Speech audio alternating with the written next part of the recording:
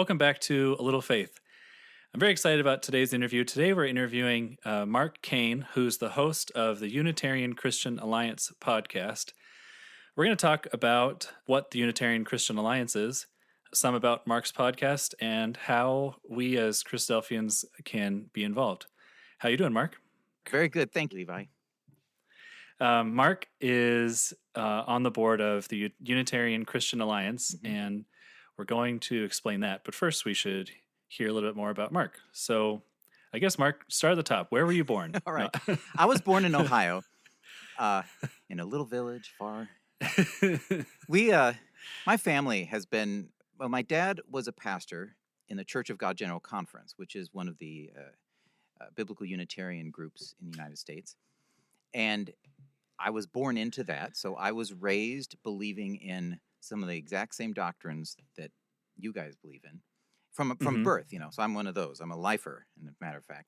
So I was a Unitarian Christian. I believed God is one, and Jesus was his son, his human Messiah. To clarify, we're using the word Unitarian. That is different from a Trinitarian. So Yes. Unitarian is one God. You're already explaining that Jesus is the human Son of God. Yeah. Just wanted to add that little clarifier in. Yeah, it's a good clarifier because, well, in the United States at least, there's several churches out there called Unitarian Universalists, and they originally came from a more biblical Unitarian background back in the 1800s, especially on the East Coast. There were quite a few folks who were very scripturally minded and felt that God was a single person, Unitarian. But over time, I think, short version, they really pushed away from creeds so much that it ended up ultimately whatever you believe is fine. And now you kind of have this group that really doesn't even pay any mind to what Scripture says. There are people who are atheists who consider themselves Unitarian Universalists at least. So what we did was the UCA, the Unitarian Christian Alliance, was using that term because it is probably one of the most distinguishing, clear terms to say I'm not Trinitarian. Like if we just said, well, we're monotheists, and the Trinitarians say, well, yeah, we're monotheists too. It's like, okay, that didn't quite work. We're biblical monotheists. They've never heard that term before. So, might as well raise their hackles and call it Unitarian. And we don't. You don't want to be the anti-Trinitarian Christian Alliance. No. That would be bad. Yeah, it was honestly that was deciding the name of this amongst us was what it took a lot of time because we were like, but people will be confused. And I'm like, yeah, but it's as clear of term as we have that at least exists from history. Its original meaning was you believe God is one person, not God is three persons in one essence. That's what it meant way back in the day. So anyway, we stuck with that. So in my story then, so I was born into a group that taught that already. And that's how I kind of ended up getting here. I've been a part of that church my whole life. The actual same church, like the same congregation that your father was a pastor at? You're still there? Not exactly. I was born in Southern Ohio, lived for a while in Illinois, where my dad pastored a church there. And then he ended up pastoring in Northern Ohio, in Cleveland area. And I moved there, and I went to the church where my dad was a pastor again. So I've had more of my dad's sermons in my life than any other human in existence because I followed him around and was in his church for years and years and years. So yeah, I'm in the Cleveland area. Nice. And what do you do for work? I'm a privacy officer at a medical imaging company that I helped start 20 years ago. Oh, wow. Long career. Yeah. So it's been fun. I'm a software developer by trade. Well, I was a DJ originally by trade, and then that fell apart when I realized there would never be any income. Like, minimum wage is great, but it's the 5 hours a night and never getting a raise that's a problem. That's yeah. So I did that a little while, played black gospel music on a local Christian AM radio station. That only lasted about a year and a half, and then I went back to school for software and actually had a career instead. That's wise. Yeah, it worked out better. Yeah. So you spent the last 20 years in the Cleveland area, basically, and you're a member of the Church of God and the General Conference. Yes. So before we define what the Unitarian Christian Alliance is, I got interested when you were talking about picking the name. So how did the Unitarian Christian Alliance come to be? Okay, excellent question. In 2019, there was an event that took place in Northeast Ohio. It was called Converge.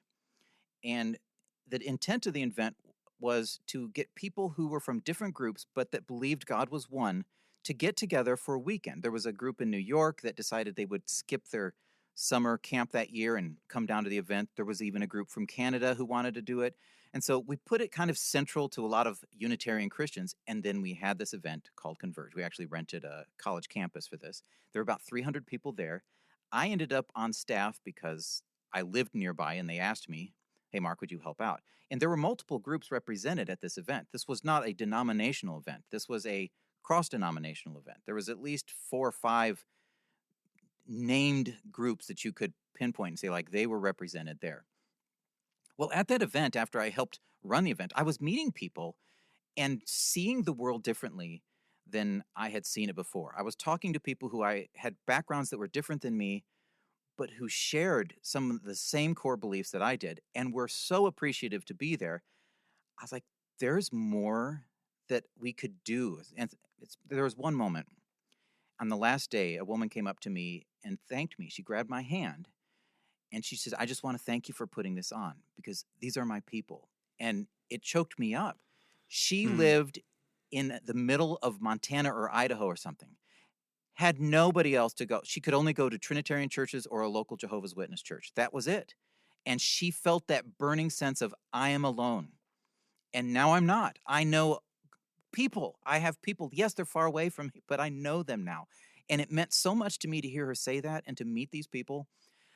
There was a couple others who were on the committee. Dale Tuggy, who does the Trinities podcast. Sean Finnegan from Restitutio. That's another podcast. Anyway, there was this small group of people. Keegan Chandler, he wrote a book, The God of Jesus, which is a really good Unitarian Christian book. They had this idea like, well, we should do more for these people. And they started talking and they had this vision. What if we had a single issue group who really just served this kind of narrow purpose? And this hasn't been done before. It's strange. Like, we want to focus it on one doctrine. Now, from the outset, that just sounds bizarre. It sounds crazy. Like, there's no such thing as a church that has one doctrine. Of all doctrines, why this one? Because, what does James say? Even the demons believe and tremble or something. Like, this is knowing that God is one is not a statement that sets you apart in any remarkable way. But in a society where the people who do believe God is one are being kicked out of churches and can't find a church or ecclesia or anything to go to, it means the world. Like, I hear from people like, I attend the church and when Christmas comes or Easter comes and I get I can't go. I can't even go anymore because they're going to a Trinitarian church where at least their kids have friends who, read the Bible some, but they have to just tolerate it. So that was the idea. Like, what can we do for these people? Because as podcast hosts, which Dale Tuggy and Sean Finnegan have, they get these calls occasionally. Hey, I live in Kansas. Do you know of anybody in Kansas who I could go meet? Or then they get an email that's like, I'm in Northern England and I'm looking for somebody. What do you think? Because I just found you on the internet and I don't even know where to start. These people, it's like, this is the age of the internet. We have all these resources available, but where do you go to find somebody who's non-Trinitarian? You just start searching on the word non-Trinitarian. You search on this, and you find all these adjunct pieces that are just floating around. Oh, there's the Church of God General Conference, and there they have a list of their churches. Oh, I found WCF. I can find some groups there. Oh, you just have to keep looking and looking and searching and finding. And a lot of people struggle with that. A lot of people gave up like 5 or 6 years ago when the internet wasn't as replete with us. And I'm just finding them now, and they're like, oh, I thought I would look around again, and then they're shocked.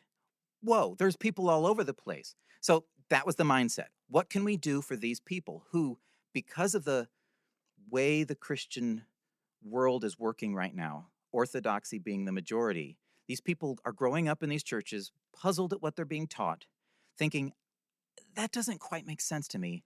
And one day they study, they read a little something, and they open their mouth. And lo and behold, that was not the question you were supposed to ask. And now they don't know what to do. Yeah. It's interesting to me about the doctrine of the Trinity and Unitarianism is in the mainstream Christian world, there is teachers who teach non-traditional views who are accepted. So, yes. you think of like Rob Bell making that big hubbub about there not being a hell, right? Or N.T. Wright arguing that the heaven is on earth, that the kingdom is on earth, right? Yes. No devil, that's fine, that's pretty acceptable. But no Trinity, and now you're out. Yeah, you are out. And, I say it in my very first episode of the podcast. I do the Unitarian Christian Alliance podcast, which we haven't talked about this yet, but Yep. we'll get there. But the very first episode, I try to wrap that up in a very overarching way to explain that we wish we didn't even have to do this. This is not something that we thought, hey, I would love to burn hours of time working out a website, building a membership directory.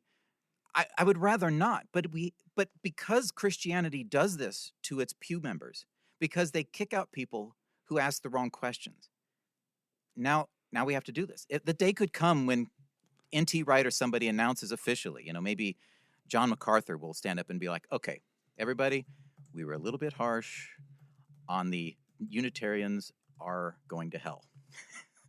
In fact, that's a legitimate theory. We should probably just treat it as a concept that we talk about, and talk. Like in my eyes, that should be in the world of theories that you discuss, things that you consider. Like when you're trying to figure out, like how does Jesus' relationship with God work? Well, we can talk about it, and we shouldn't feel like we're condemned if we come up with a wrong phrase or the wrong word. But lo and behold, that's what we've created in Christianity today. And I think it all stems from the power that was in place when the church became ingrained with the state. The Catholic faith happened, and then the creeds came out. Even the Athanasian Creed, like, well, he who must be a Christian must think this way, and we've never dropped it. And so we're really just a reactionary group trying to do something to help.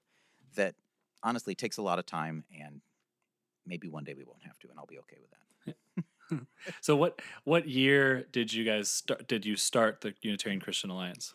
We started in 2019, and that's fairly recently. Yeah, it's pretty new. And we opened up officially making announcements in January of 2020 to get people to like, hey, you can join and sign up. There's a membership, there's a directory. When you sign up, you can sign up for free, or you can put a little donation in if you want to help fund some of the things that we do. And your zip code causes there to be a dot on the map. And then you could look at the map and be like, wow, there's people all over the place. And that's kind of the intent. Then you zoom in and you're like, there's people near me. Hold on, let me find out who they are. Because, again, these are the people, like, if I could just sit with somebody and talk to them about the Bible and not have them look at me and shake their finger at me, I would really have a nice day. Where can I go to do that? Yeah.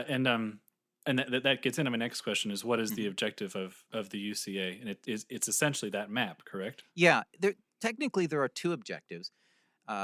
One, for me, the primary objective, depending on who you talk to amongst our group, they have things that they emphasize more. But for me, it's connecting people. It's helping do something that independently is very, very hard to do. I'm a part of the Church of God General Conference.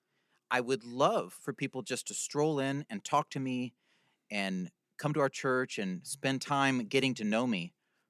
But if they are like, I don't know, take some, they're amillennial, or they're this, or they believe in going to heaven, and they look at our statements and they get uncomfortable, and then they stop talking. Or maybe they never even show up in the first place because they just go to my website and they read through the list and be like, yeah, no, that's probably not me. And they're out. So there's a subset of people who you can't talk to if your umbrella is, I'm a part of an organization that does all of these things and believes all of these ways. And, you have to just hope that they find you. It creates a little bit of an extra barrier, especially for somebody who's already a Christian and who still maybe believes 18 other things that are different than me, but just they don't know what to do because now they know God is one and they're kicked out. Like, I didn't know how to, we don't know how to solve that problem cleanly from within an organization that already has an established practices, worship services, a leadership structure, a long list of beliefs and things that we have. Like, that's not quite as inviting to the Christian who's already discerning enough to know, I believe this and this and this, so I'm still checking on that, and I don't know about this other thing.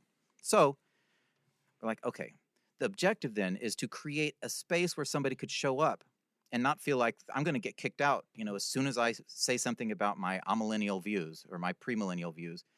No, nope, that's actually what we are. We're a bunch of people who disagree on all sorts of things. And our objective then is for you to find out there are some other people besides yourself. And then in that process, you meet somebody who maybe actually agrees with you on enough that you can fellowship. We're not going to create a fellowship. There's no worship services. There's no discipleship, nothing.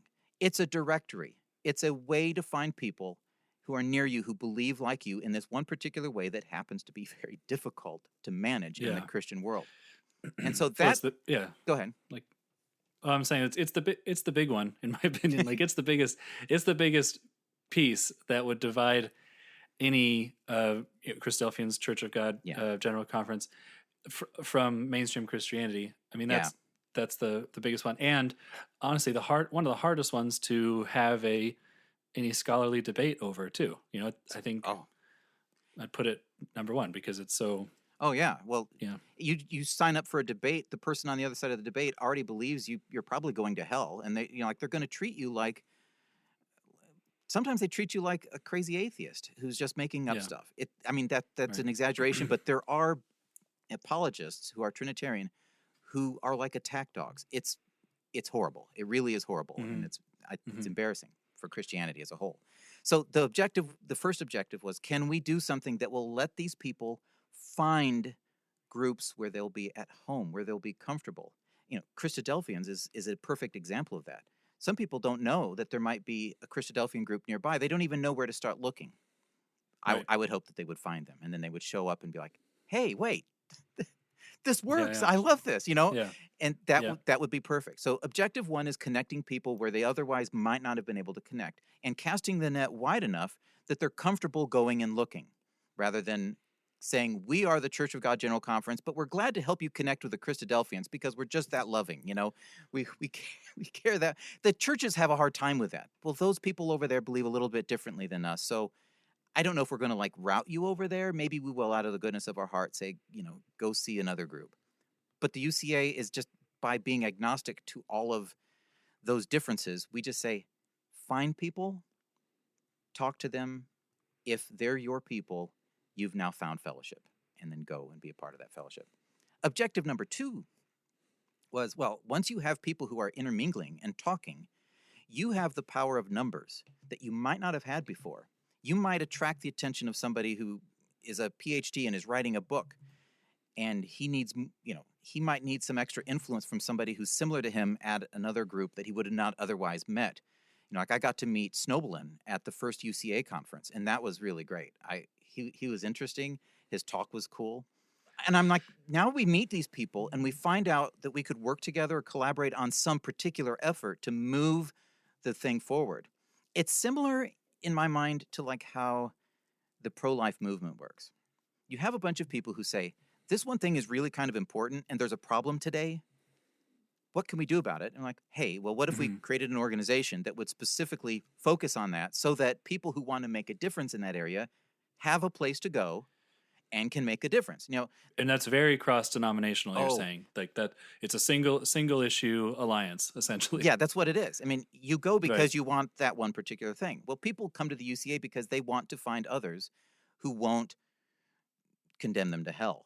Honestly, that's why they come. So some people join the UCA because they just want to be there in case their neighbors pop up and say, I didn't even realize you were a Unitarian.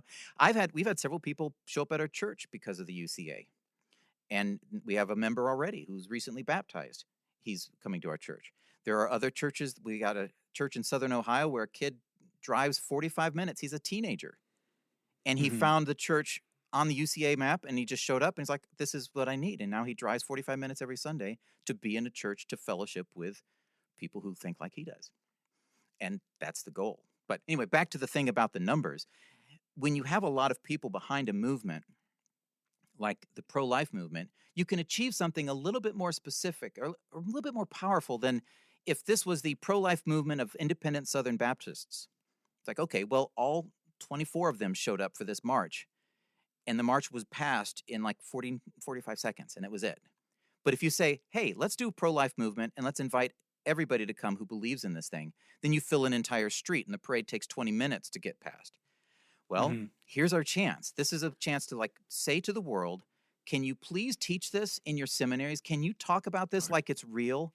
Can you Yes, have so much, legitimize it, yeah. so much pressure, Right. so many podcasts, so many posts, so much that they're like, okay, I guess we have to talk about this now.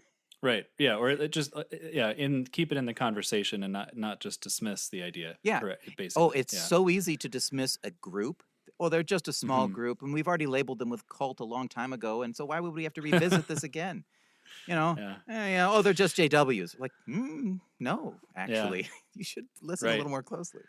Right. It's more than one group, and many people. Many people. Nice. So I'll repeat back. So I'm understanding that the two goals are to make connections for individuals who find they have a Unitarian belief, and to make a general broad movement connection for all of Unitarians to see the large number. Yes. So we'll produce, Beautiful. We have some videos that we've put up on the website, short things that you might be able to share with a friend. And they're all focused on this one thing, even though amongst, the people in the group, we have strong beliefs about the kingdom of God. We have people who, sleep with the dead and some other views.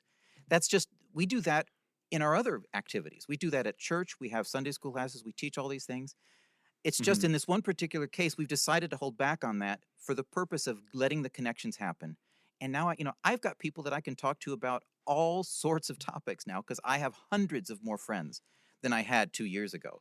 And we've talked about spiritual gifts. I've talked about the personality of Satan with people. I've talked all sorts of things. And it's because I now have connections. It's not just me and my 25 other members of my church. I have a worldwide connection. Nice. Yeah. And so there's a Facebook group. I'm a member of that. And actually, for Christadelphians listening, there's at least 50 other Christadelphians are in this group. There's almost 1,500 people, and that's been neat. That's been the most of my experience with the UCA so far is the seeing a lot of the discussions that happen in there, and it's generally a really positive place. That's one thing I've really enjoyed, which is saying something for Facebook. Yeah, first Facebook. Well, even Christadelphian groups are usually less uplifting than the UCA page, but you guys moderate it pretty heavily. But it is neat because you'll see these kind of connections happen. People will join, somehow find the group, and then say, I live in Knoxville, Tennessee. Does anybody know anybody? Yeah. Right. Yeah. And I think that's really lovely. It's perfect for a Facebook group like that. Yeah. Yeah. The Facebook group is kind of an extension of what we do, and we haven't really defined how that would be. There's no particular, it's not part of our main mission. It's just these people want a place to chat, and Facebook gives you a place to chat. So we have a group for UCA folks, and it takes some moderating. It takes some occasional debates behind the scenes. We're like, what? How do we manage this? I don't know. Yeah. It was like some people are upset because, well, you should be, basically functioning like a church. This is where you admonish and teach people what the right things are. It's like, well, that's what a fellowship is for. There's no agreed. Yeah. There's no way we can pull that off who wants to be admonished in a Facebook post anyway, honestly? It's ineffective. That's for sure. It's not easy to pull off. We'll say that it's hard. And then, if they find a group of people where they can sit together and read the Bible and learn and grow, all of those things come naturally because you get past this one God thing pretty quickly once you end up in a fellowship. This is honestly the one God thing. It's just milk. This is a silly thing that we have to be doing because it should have just been as understood as anything. Be like, oh yeah, God is one, Jesus is his son, blah, blah. It's just this little element of a strong and robust faith. It's not meat, it's milk. And here we are creating a group around a bit of milk, which from an outsider seems like a stupid waste of time because that's just so illegitimate as a movement. Well, thank you, Orthodox Christianity, for making it legitimate by constantly kicking people out and creating the book on who's a cult and then pointing the fingers at all these people. I wouldn't want to stand before God one day and say, oh, I was condemning your servants to hell. Sorry about that. Right. Yeah. I thought that's what you wanted me to do. Yeah. Yeah. Well, let's shift then. So you host the UCA podcast. How did that come to be? Well, the first year we were going to have a UCA conference, and the UCA conference is just an extension of meeting people and, having more content about one God. So we have some scholarly papers, and we had some workshops this year. We've had 2 of them so far. But the first event got canceled because of COVID. And the board, like the 5 of us were looking at each other like, well, okay, what do we have now that we don't have great presentations by thoughtful scholars who put together a perfect thing on John or on this? And they knew I had been toying with the idea of doing a podcast. I mentioned radio at the beginning of the interview. Mm-hmm. That was an original dream of mine, was to be a talk radio host and have a show across the country where people would just tune in and listen and call in and we would discuss. I was like, we need a radio show, unlike the Bible Answer Man, where you don't call to just be told what is right. You call and ask real hard questions and discuss it in a way that is respectful. And you hear opinions that you don't normally hear. You don't filter away everybody or hang up on them because they don't agree with you. You talk through it, because I believe that the truth can filter through and it ultimately stick for the people who are interested in searching for it. I wanted to have a talk show. I gave up on that. Right. So the team knew that I had been toying with doing a podcast as an alternative to ever doing radio years and years ago. And I was in kind of a decision paralysis. I don't know what to do because I've got so many directions I could go. I was just, it was terrible. And they said, well, what if you just did a podcast for the UCA focused on this one thing? And I thought, well, that's silly because it would be so narrow. How could I possibly have interesting content in this kind of a small box? Well, turns out when you narrow it down, you've given your brain a lot of latitude within a small circle, and you've made it easier to think. And it was easier for me to think about topics, people, purpose. And so I said, yeah, okay, I'll do it. I'll start a podcast designed for people who the UCA is meant to serve. So it's for Unitarian Christians. Trinitarians will sometimes listen, and a few of them have. But I'm not really interested in them listening particularly. I'm interested in helping the rest of us connect. You get to know people. I do a lot of interviews. Interviews is one of my main things, where the interview is about somebody's story, how they got to where they are. Occasionally it involves how they became a Unitarian, in short, but usually there's a story around it that's much more interesting. Sometimes the Unitarian thing is just a note at the end. Like, oh, and this happened too, and that's why I eventually met you. Sometimes it's the whole story, the process by which they work through it. One of my favorite interviews is my very first guest, who agreed to interview with me before the podcast even existed. Her name is Hildy Chandler, and it's amazing because it's the story of her going through the difficult moment when her son came in and told her, Mom, I'm no longer a Trinitarian. And she was like a Bible student, very serious Bible student, and this was like getting hit in the face. And she tells the story. And then she goes to, so I'm going to figure this out on my own. And then it's 3 episodes. It's really amazing. And some people I've heard tell me I've listened to it 5 times and I gain something from it every time. Oh, wow. And it isn't even like a Bible teaching on how to understand the doctrine of God.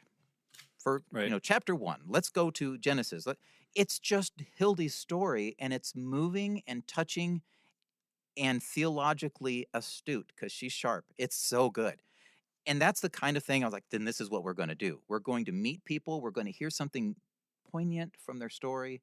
We're going to, get a better grasp of what's happening out there in the world. Because this is, again, I grew up in the Church of God General Conference with my own people. I would go to the events every year with my own people. I would go to church every week with my own people. And it's easy to kind of forget. Wow, there are folks out there who've had such dramatic, different experience. And yet, what did they do? They learned they needed to ask the question, even if it caused them to be at odds with their pastor. They learned they needed to do that. And then they did it. And here they are today, like, well, I'm a Unitarian Christian. I'm no longer Trinitarian, and this has changed my world. So I have some monologues and things too that are just me sharing stuff that is generally of interest, and they're pretty cool. Right. No, yeah.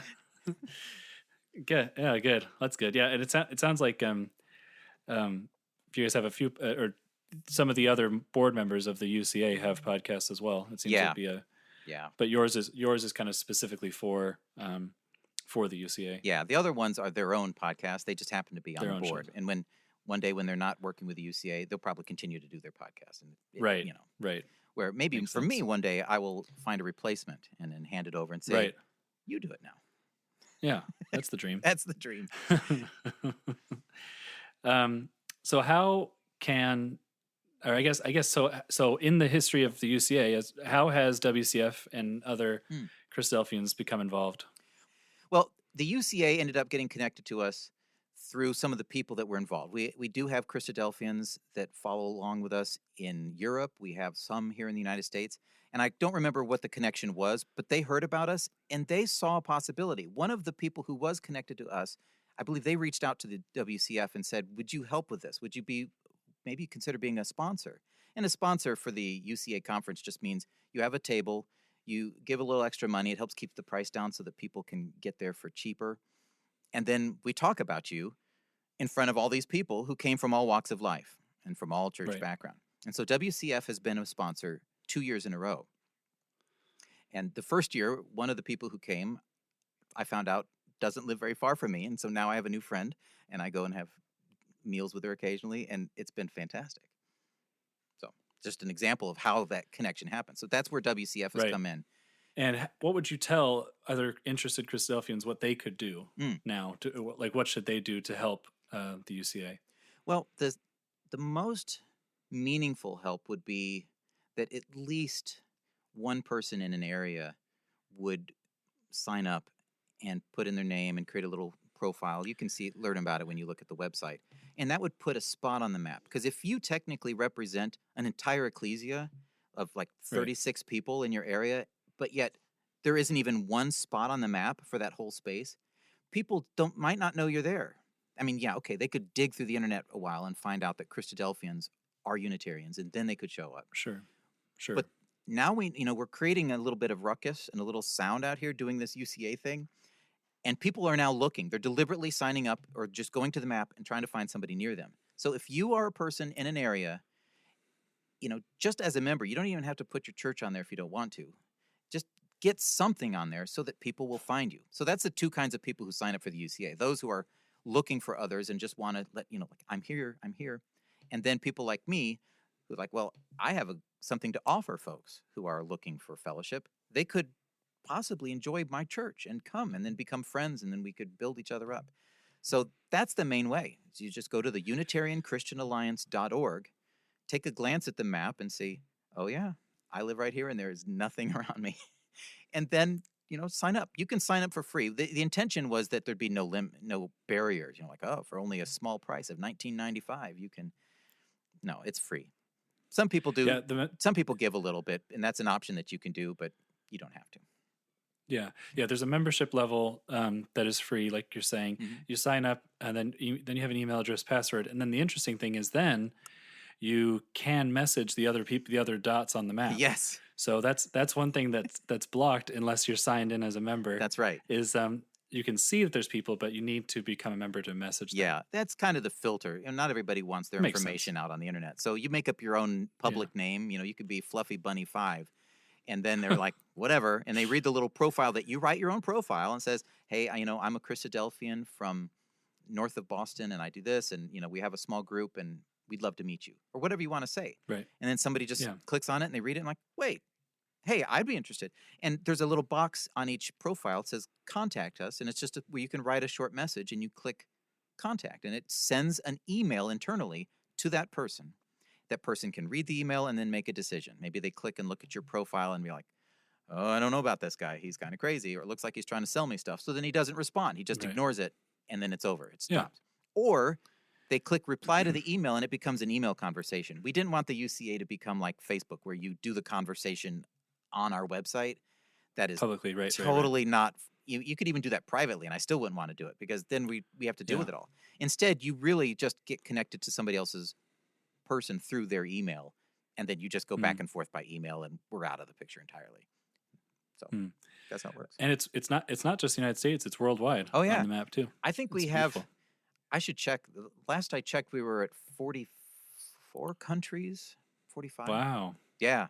Cool. Yeah, it blows me away every time I look and do the count. I'm like, oh my goodness. Yeah, that's cool. Yeah, some countries there's one spot in the entire country. I'm like, oh, the poor soul. Like, what's there? I don't know. Yeah, so I would say, yeah, definitely if you have not registered, obviously check the map and see if where you live is somewhere that's not currently represented, and that means down to the zip code, because obviously like, you're more likely going to meet with someone who's 20 minutes away than 2 hours away. Yeah, yeah. So you really, unless someone else in your zip code has put it in, I would say put it in. And then I also would suggest for anyone who wants to join the Facebook group. Yeah. I think it's been encouraging for me, Yeah. and I'm just a lurker. I don't really post in there, but I just. Well, now that I know you're there, I'm going to call you out on a post, Levi. Like, Levi, what do you think about this? What do you think? Yeah, what do you think? Well, one of the things that I like about the UCA, and I didn't know this going into it, that this would happen, but it does a bit of like self-filtering, I guess, self-filtering. Like, if you believe you and your small group of 12 people are the only people right on the entire planet, like when Jesus returns, it's going to be the 12 of you and your dad who's already passed. That's it. 13 of you. What, you don't even show up or pay any attention to something like this. And we have the same thing with like Jehovah's Witnesses are technically all Unitarian Christians in their beliefs. But as an organization, they have zero interest in what we're doing. Zero. Because what do you mean other people? There are no other people. There's just the one church, us. Yeah. There's only 144,000. Yes. So what happens is the people who do join the UCA are either of the mindset like, hey, you know what? I'm a great guy. I love our church. I think if I have neighbors who are Unitarians, they would want to join me. I'm going to put myself out there on their behalf. What does that mean? That means it's somebody who's already relatively friendly and helpful. And the other kind of the person is like, I just really want to find somebody. Maybe I have like dozens of questions. I just came out of my Baptist church 2 months ago. I don't even know where to start. So everybody kind of knows in the UCA group that these are people in kind of drift, and they're either helpful or they're still seeking and kind of lost and drifting. It's not like your denominational group where we all have basically a same understanding of what we're doing here, and we're just trying to make some decisions about maybe next year's plans. No, this is kind of wide open, but everybody knows it's wide open. If you don't like that, if that kind of thing makes you uncomfortable, you don't stick around, So it makes it a little bit easier to deal with, I think, anyway. Yeah. No, I agree. I hear you. Yeah. Well, thanks so much, Mark. Thanks for your time. And this has been great. I really hope that we get more Christadelphians involved. And I hope that God continues to bless the UCA and its missions. Well, that's the idea. Like, we aren't being a church. We know that churches exist. We know that groups exist. And you guys are one of those groups, and you're all over the planet too. I mean, people need to know this. It hurts me to know that somebody might be, 20 minutes away from one of your churches and never have even tried. Now, maybe they'll go and be like, okay, it's not for me. Well, great. You had the chance. But you guys are just a fantastic example of a presence that exists in the world that Unitarian Christians need to find out about.